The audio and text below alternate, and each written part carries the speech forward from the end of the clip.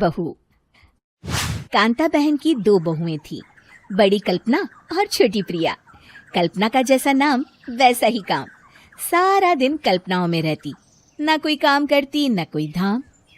अरे कल्पना बहू, जरा अच्छी सी चटनी पीस दे, आज कुछ मजेदार खाने का मन है। पेट में जलन हो जाएगी माँ जी बुढ़ापे में, और वैसे भी मेरा काम करने का वक्त शाम का है, आप प्रिया को ही बोल दो। इतना कहकर कल्पना वहां से चली जाती है। कांता कल्पना के ऐसे रवैये से काफी परेशान रहती हैं। मैं बना देती हूँ माँ चटनी, ऐसा बोलकर प्रिया माँ को चटनी बनाकर प्लेट में खाने को देती है कि तभी वहाँ कल्पना आ जाती है। अरे वाह चटनी, जरा चख कर तो देखूं, बड़े दिन हो गए। अरे नहीं बहू, तू तो रहने ही दे चटनी खाना, पेट में जलन हो जाएगी। इतना कहकर कांता और प्रिया दोनों हंसने लगते हैं। कल्पना सारा दिन या तो मोबाइल में यूट्यूब देखती या फिर सोती रहती। उसका कमरा भी बिखरा और गंदा रहता।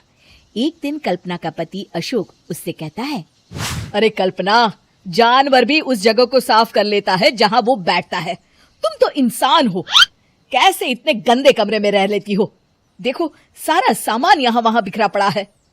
ज्यादा अपनी माँ का बोल ना बोलो। हाँ, कमरा तुम्हारा भी तो है, गंदा लग रहा है तो साफ कर लो।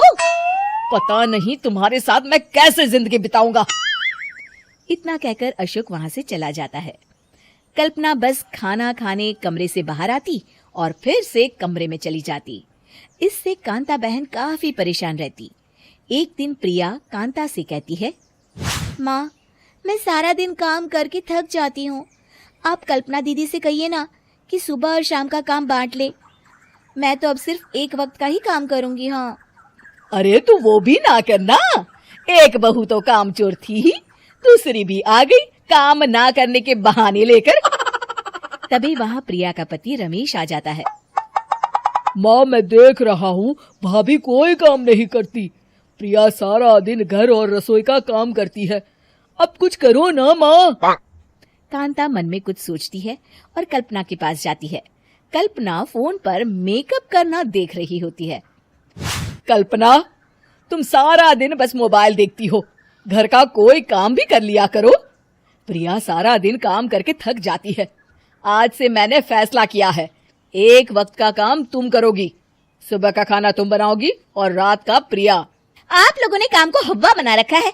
अरे पता नहीं थोड़ा सा ज्यादा काम करने में आप लोग घबरा क्यों जाते हैं। और हाँ, बहुत ज्यादा प्रिया की तारीफ मत करिए मेरे सामने, बड़ी बहू तो मैं ही रहूंगी। मैं कुछ नहीं जानती, कल सुबह मुझे वक्त से खाना चाहिए, रसोई में आ जाना, वरना कल से तुझे खाना नहीं मिलेगा। अगली सुबह कल्पना रसोई में नहीं आती है। वो देर से सोकर उठती है और बाहर आकर कहती है, अरे भूख लगी है, आज खाने में क्या है? इतनी देर हो गई, आज किसी ने मुझे उठाया भी नहीं, पता नहीं कहाँ है सब। कल्पना को घर में कोई नहीं दिखता। वो रसोई की तरफ जाती है जहाँ बड़ा सा ताला लगा होता है। अरे रसोई में ताला! ओ, मैं तो भूल ही गई थी। माँ ने आज से सुबह का खाना मुझे बनाने को कहा था। हे भगवान, इतने लोगों का खाना बनाना क्या आसान है? तभी घर के सारे सदस्य बाहर से वापस आते हैं। वाह माँ जी, मजा आ गया छोले भटूरे खाकर। मेरे मुंह में तो अभी भी स्वाद आ रहा है। अरे कल्पना, तेरे भरोसे रहते तो हम तो भूखे ही रह जाते। कल्पना को बहुत गुस्सा आ जाता है। अब बहुत हो गया, आज से मैं अपनी रसोई अलग कर रही हूँ, मैं अपना खाना खुद बना लिया करूंगी। कल्पना अपनी रसोई अलग कर लेती है, पर आए दिन उसका देर से उठना और काम न करने की आदत से वो भूखी ही रह जाती थी। उसी के सामने घर के लोग अच्छे अच्छे पकवान खाते और कामचोर कल्पना को जैसे तैसे ही खाना बनाकर खाना पड़ता। पर एक दिन तो हद ही हो गई। माँ, दीदी आज सुबह से कमरे से बाहर नहीं निकली, हमें जाकर देखना चाहिए। सो रही होगी कामचोर कहीं की, पर तुम कहती हो तो चलो देख लेते हैं उसे। कल्पना कमरे में पेट पकड़कर बैठी होती है। हाय मेरा दर्द, पेट दर्द के मारे मर रही हूं मैं।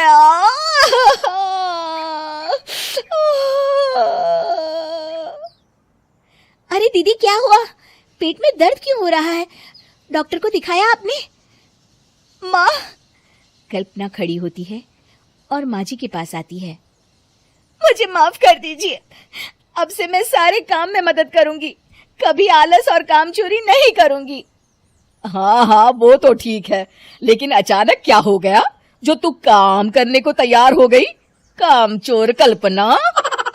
माँ, लगातार बासी और उल्टा पुल्टा खाना खाने के कारण मेरे पेट में इन्फेक्शन हो गया है। काम न करना पड़े इसलिए मैं 2 दिन का खाना एक दिन ही बना लेती थी।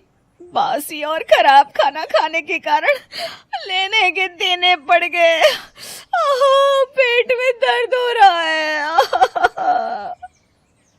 चलो अच्छा हुआ, देर आए दुरुस्त आए।